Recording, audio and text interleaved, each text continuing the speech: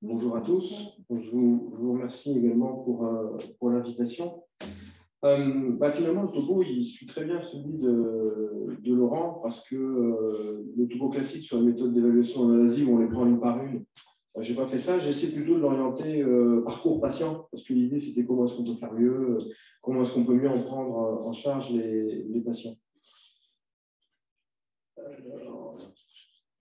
Voilà, donc voilà, la seule diapositive qui va résumer tous les tests, c'est celle-là. Il faut savoir qu'aujourd'hui, on a deux grands familles de tests invasifs. Des tests qui se font à partir d'une prise de sang, donc les tests sanguins, et puis tous les appareils d'élastométrie. Donc les tests sanguins, il faut distinguer deux groupes. Vous allez avoir des tests qu'on appelle les tests simples, dont le FI4, celui dont Laurent vous a parlé. Alors, les tests simples, le principe, c'est des biomarqueurs que n'importe quel médecin peut prescrire, ASA, TALAT, plaquettes, glycémie, c'est très facile à obtenir. Des formules qui sont gratuites avec des calculateurs en ligne. Donc, dans l'idée du parcours patient, si on voulait chercher des patients en dehors des services des pathologies, clairement, ces tests-là sont des très bons candidats parce qu'ils sont simples, pas chers, accessibles et gratuits. N'importe quel médecin peut, même patient à la limite, peut calculer un test sanguin de fibrose. Après, vous allez avoir les tests sanguins qu'on dit spécialisés ou brevetés. C'est le cas du fibrotest, du fibromètre, qui sont bien connus en France, notamment dans le domaine des hépatites virales, qui ont été validés par la HAS. Ils ne le sont pas encore dans la NAFOG parce qu'on n'a pas encore accumulé autant de données. La particularité de ces tests, c'est qu'on commence à prendre des marqueurs qui sont un petit peu plus exotiques. Vous voyez, la microglobuline, la neuronate, c'est des marqueurs qui coûtent plus cher. Le hyaluronate, c'est 20 € le biomarqueur. L'alpha-microglobuline, c'est 10 €. Donc, c'est beaucoup plus cher. Et en plus, comme ils sont brevetés, il faut aller sur un site internet et il faut payer pour avoir le calcul. Donc, vous voyez que c'est déjà beaucoup moins accessible. On n'atteint pas les patients les plus riches de la planète. Et quand on leur demande, bon, le dosage des biomarqueurs, on peut le faire sur une prise de sang standard, mais il faut sortir quand même 40 € pour avoir un calcul de test, ce qui est cher.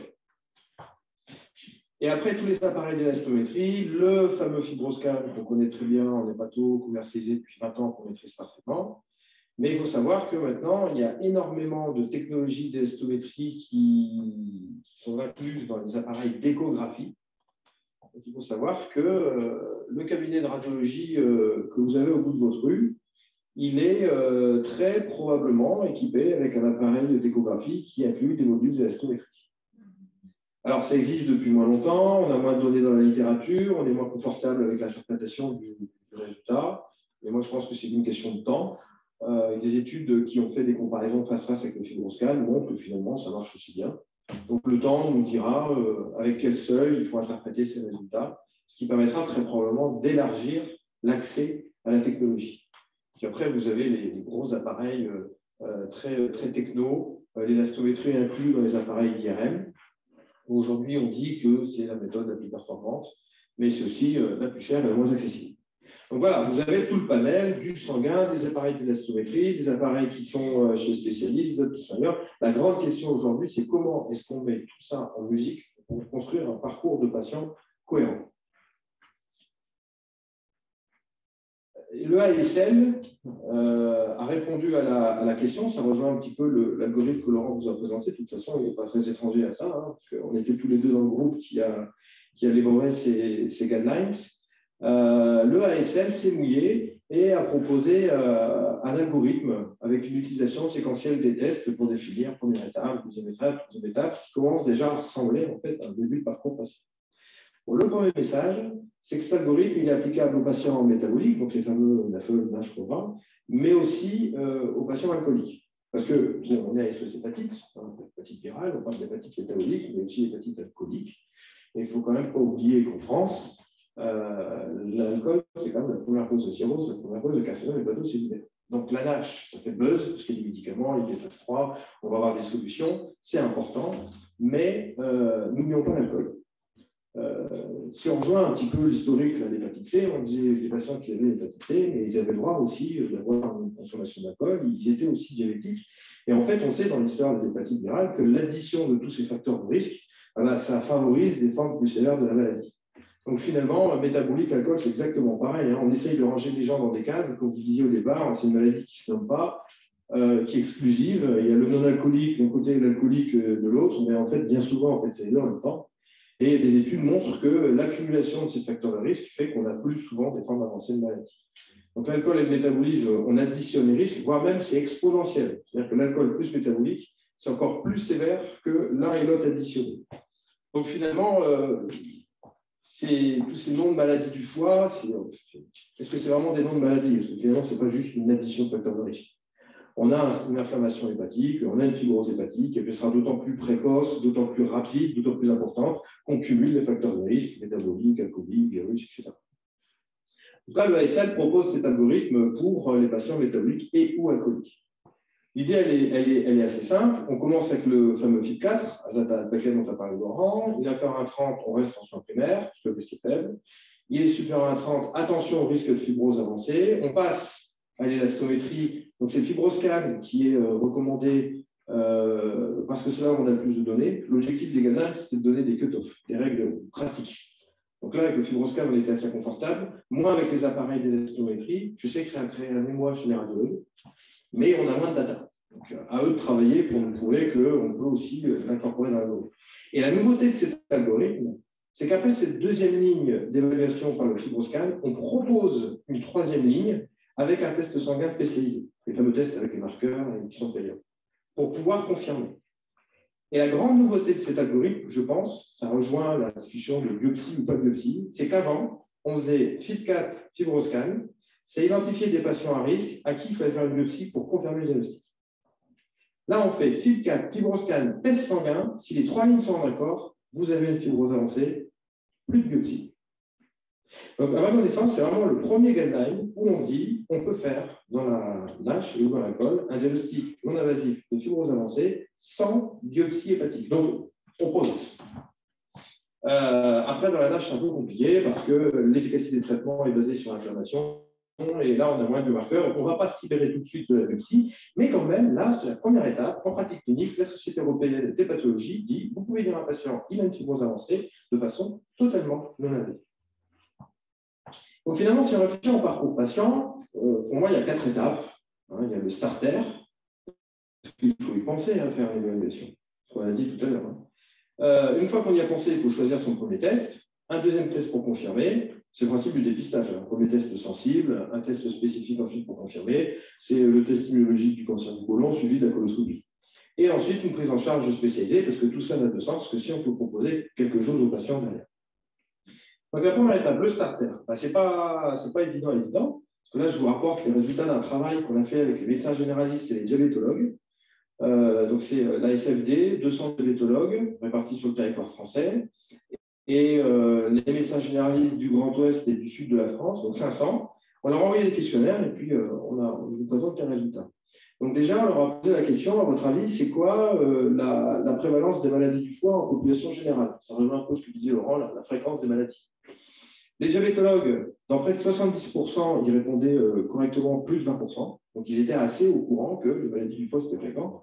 Regardez les médecins généralistes, pour eux, dans la majeure partie des cas, c'est moins de 5%. Donc déjà, il y a une méconnaissance de la fréquence de la pathologie. Et après, on leur a demandé aussi les carcinomes hépatocellulaires, on est à l'autre bout de la maladie. À votre avis, le carcinome hépatocellulaire, est-ce qu'on diagnostique le plus souvent au stade curatif, précoce, ou le plus souvent au stade palliatif? Et là, vous voyez que ni les diabétologues ni les médecins généralistes étaient vraiment très au fait. La dernière étude qui était publiée dans Gépatol sur l'épidémiologie du carcinome hépatocellulaire en France montrait que dans 80% des cas, malheureusement, les CHC étaient diagnostiqués au stade palliatif. Trop tard. Méconnaissance totale de nos confrères. Il faut leur vouloir, c'est juste à nous d'aller communiquer avec eux. Ils ne savaient pas qu'ils pensaient que le carcinome hépatocellulaire était diagnostiqué au stade précoce beaucoup plus souvent. Donc on voit bien qu'il y a tout un travail, là, ce fameux starter pour initier le parcours patient, il va falloir communiquer. Après, quand est-ce qu'ils prescrivent des bilans hépatiques? Donc, quand il y a une consommation d'alcool, on prescrit du bilan hépatique.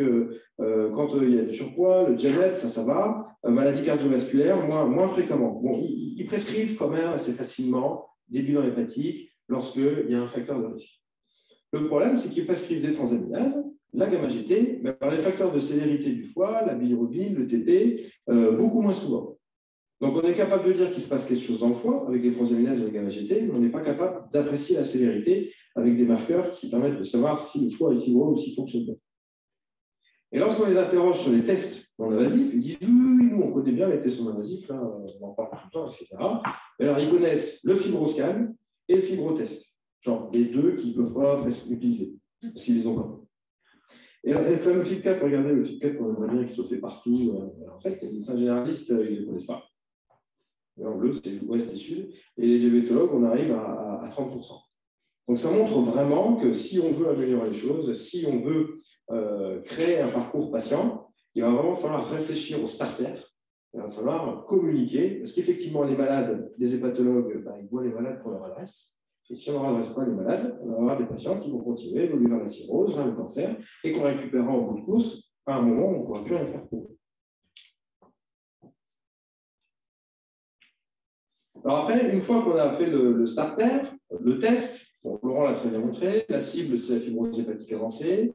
Le bon candidat, c'est le FIB4, azathioate plaquette, calcul gratuit, c'est très simple. Tac, vous voyez, ça se calcule sur Internet, ça s'interprète avec deux seuils. Lorsque vous êtes inférieur à 1,30, dans 93% des cas, vous n'avez pas de fibrose avancée. Lorsque vous êtes supérieur à 3,25, là, c'est des études dans des centres spécialisés. Donc, mais bon, on identifie des patients à risque. Il y a ce problème de fameuse zone grise là, où en fait, on ne sait pas. Donc, ça, c'est l'étude qui a été présentée il y a quelques jours au Congrès américain. Parce que toutes les études qui évaluent les tests non-invasifs de fibrose en soins primaires ou en diabétologie, elles ont plusieurs limites. La première, c'est que quand le test est négatif, on ne fait pas la biopsie. On ne va quand même pas faire la biopsie à tous les gens en soins primaires. C'est absolument impossible. Donc, quand le test est négatif, on ne fait pas la biopsie. Donc, on ne sait pas combien de vrais malades on groupe. Quand le test est positif, il y a quand même beaucoup de patients qui ne vont pas à la deuxième ligne de traitement, de diagnostic, le fibroscan. Et puis après, on essaie de confirmer tout ça avec une biopsie qui est une référence imparfaite. Donc, ces études de dépistage, elles ne sont pas tout à fait parfaites. Là, l'idée, c'était de dire, on va prendre un registre de soins primaires, 20 556 patients inclus entre 2007 et 2018, et on calcule le FIB4. Et on va regarder la survenue de complications au cours du suivi. Donc, on ne s'intéresse plus à la lésion, la fibrose avancée. On veut juste savoir si le FIB4 il va arriver à séparer les patients qui n'ont pas de complications hépatiques de ceux qui en ont. C'est ça qui nous intéresse en fait. La fibrose hépatique, c'est un marqueur d'un foie qui va mal et qui va amener le patient vers la complication. Là, ce qui est intéressant dans cette étude, c'est qu'on oublie la lésion et on essaie de regarder le lien entre le test non-invasif et la survenue des complications. Est-ce que mon patient est invasif? Donc, vous voyez la répartition. Donc, il y a à peu près 2/3 des patients qui ont un FIB4 considéré comme négatif. C'est ce qu'on retrouve dans toutes les études, notamment dans l'expérience marseillaise. Vous avez 30% des patients qui sont entre 1,31 et 2,67. Et vous avez 7% des patients qui sont vraiment à risque avec un FIB4 supérieur à 2,67. Ça vous donne une idée du flux de patients. On a 2/3 qui vont rester en soins primaires et il va y avoir à peu près 35% des patients qui vont avoir besoin d'aller à l'étape d'après.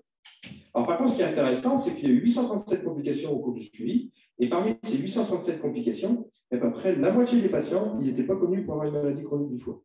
Donc, ils vont jusqu'à la cirrhose, ils vont jusqu'au cancer, ils vont jusqu'à la complication. Et au moment où on se dit, oh, bah, tiens, il y a un problème hépatique. Encore une fois, ça montre bien qu'il va falloir communiquer, faire connaître ces maladies, ces facteurs de risque. Et là, je trouve que c'est vraiment très joli. Vous voyez les courbes de survenue des complications. Donc, on voit bien que les patients qui ont un FIB4 inférieur à 30, le risque de développer une complication après un suivi moyen de 8 ans est très faible. Et clairement, les patients qui ont un FIB4 supérieur à 67, c'est cela. Donc, valeur prédictive positive, valeur prédictive négative, fibrose, pas fibrose, j'en sais rien. Mais quand on a un FIB4 supérieur à 2,67 en primaire, clairement, on fait partie d'un groupe de patients à risque de complications. Et vous voyez que dans cette étude, il y a à peu près un cinquième des patients qui étaient dans le groupe FIB4 supérieur à 2,67 qui ont fait des complications au cours du suivi. Donc, on a vraiment un test simple qui permet d'apprécier, qui est bien calé sur les lésions hépatiques et qui est capable de dire ce monsieur-là ou cette madame-là est à risque de développer une complication au cours du suivi. On doit aller à l'étape d'après. Et juste là, c'est pour essayer de faciliter les choses. Et puis, parce que finalement, nous, on a l'impression que le FIB4, c'est très, très simple, l'ordinateur. Mais le médecin généraliste qui voit énormément de patients, il explique qu'il faut qu'il ouvre le machin, il faut qu'il aille sur le site web, il faut qu'il prenne l'avion. Et en fait, pour lui, c'est compliqué. Donc, ce qu'on a essayé de faire, c'est un score simplifié avec juste on compte des points, c'est le e-lift.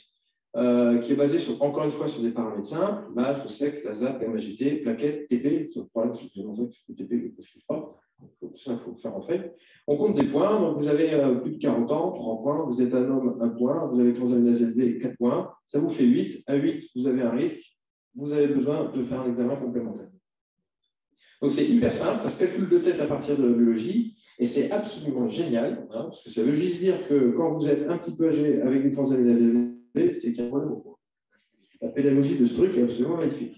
Mais encore une fois, c'est toujours pareil. Hein, les scores, ça ne permet que de montrer sur une sorte d'équation un raisonnement clinique. Mais comme on ne peut pas tout connaître sur toutes les maladies, pour nous, ça nous paraît évident. Mais ce genre d'outil, je suis convaincu que ça peut aider les médecins généralistes à identifier de façon très, très simple les patients qui ont besoin d'aller faire des examens un peu plus spécifiques. Alors, une fois qu'on a fait cette fameuse première étape, la grande question, c'est qu'est-ce qu'on prend comme test numéro 2 ? Hop. Alors là, on a des expériences qui montrent que cette étape avec 2 tests, ça marche. Ça, c'est l'étude qui a été faite en soins primaires dans la banlieue de Londres. Des patients qui avaient une NAFLD, on leur faisait un FIB4. Vous voyez qu'il y en avait à peu près 70% qui avaient un test négatif, ça s'arrêtait là. Il y en avait très, très peu, moins de 5%, qui avaient un FIB4 supérieur qui ont été chez les pathologues. Et après, vous avez les fameux patients dans la zone grise. On leur a fait un test sanguin spécialisé, test de seconde ligne, qui était soit positif, soit négatif. Quand le LF est supérieur à 2,5, le LF, c'est un test sanguin spécialisé qui n'est pas disponible en France, mais que les environs. Quand il est supérieur à 2,5, on l'a envoyé chez le spécialiste. Donc, il y avait 275 patients à risque, 20% sur toute la cohorte. Il y en a 152 qui ont fait leur consultation spécialisée, toujours pareil, à peu près la moitié. Et on a trouvé 45 patients avec une maladie avancée du foie, l'aplasie, le fibroscan, des signes radiologiques. Donc, ce genre de parcours patient, ça marche. Et ce qui est très, très intéressant, c'est que ça permet de rationaliser les pratiques et probablement de mieux travailler. Là, c'est un petit peu compliqué, mais vous allez voir. 2012-2013, c'est avant qu'ils mettent en place le parcours patient. Et là, vous avez le nombre de consultations qui ont été faites en soins spécialisés. Donc, vous voyez qu'il y a eu 179 plus 20, il y a eu 199 consultations spécialisées dans le centre tertiaire. 180 patients, ils n'avaient pas de fibrose avancée. Donc, on a fait 180 consultations chez spécialistes avec un examen pour dire, monsieur, finalement, vous n'avez pas de fibrose. Donc, c'est votre médecin généraliste qui doit gérer. Et on a trouvé que 20 patients. Vous voyez toute l'énergie dépensée pour trouver que 20 patients. On met en place le parcours patient. Il y a les mauvais élèves qui disent, moi, je m'en fous, je continue comme avant. Résultat, pareil. Alors, comme on parle de NAFLD, on en voit beaucoup plus souvent chez spécialistes, 434 consultations chez spécialistes en 2 ans, pour trouver une cinquantaine de patients. Et lorsqu'on applique le parcours patient, son messagerie, c'est je vais d'abord faire un FIB4, puis après, éventuellement, je vais faire un ELF, puis sinon, après, j'enverrai chez le spécialiste. Vous voyez qu'on trouve quand même un petit peu plus de malades, et puis surtout, les patients qui n'ont pas de fibrose avancée, on les envoie pas chez le spécialiste, on les laisse en soins primaires. Donc, encore une fois, on rationalise les soins, on organise le parcours patient. Donc, cette stratégie, premier test, deuxième test, elle marche. Le gros problème qu'on a en France actuellement, c'est que le deuxième test, soit c'est un test sanguin spécialisé, je vous l'ai dit tout à l'heure, le patient doit payer, soit c'est un examen d'élastométrie, mais le fibroscan, il faut aller dans le centre spécialisé pour l'avoir. Donc, la Société française pour l'étude du foie a déposé un dossier à l'HAS pour qu'on obtienne un remboursement du fibroscan pour pouvoir permettre tout le temps de technologie. L'argumentaire, c'est de dire c'est remboursé dans l'hépatite B, c'est remboursé dans l'hépatite C, parce qu'on a des études, des méta-analyses qui montrent que ça marche.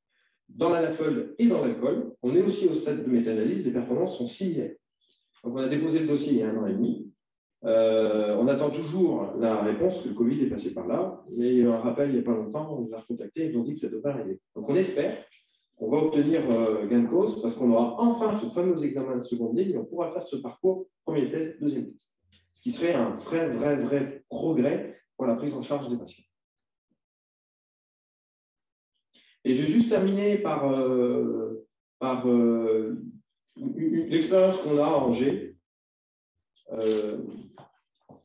Vous montrez une manière de faire, qui est une manière parmi tant d'autres. On s'est quand même rendu compte qu'on avait de plus en plus de consultations, bilan de stéatose, bilan de cytolyse, troubles d'hyperféritinémie, on en a de plus en plus. Parce qu'à force de communiquer sur la NAFLD, à force de communiquer sur l'école, il y a des médecins généralistes, il y a des diabétologues qui l'entendent et qui nous envoient les patients. Mais ils ne font pas forcément le FIT4, etc. Ils voient une stéatose, il faut y avoir le spécialiste. Ils voient une perturbation épidémiologique, il faut avoir le spécialiste. Donc on a un afflux, ce qui était montré tout à l'heure, vous voyez, avec à la période numéro 2, là, le nombre de consultations qui augmente aussi. On observe exactement la même chose. Et en fait, quand on réfléchit bien, grosso modo, en bilan initial, qu'est-ce qu'on fait? On se pose la question, qu'est-ce que le patient est là? Est-ce que c'est grave? Alors, si c'est une hépatite B, une hépatite C, une hémochromatose, une hépatite autoimmune, une maladie dévolvulaire intrahépatique, ça, on prend et on suit les patients.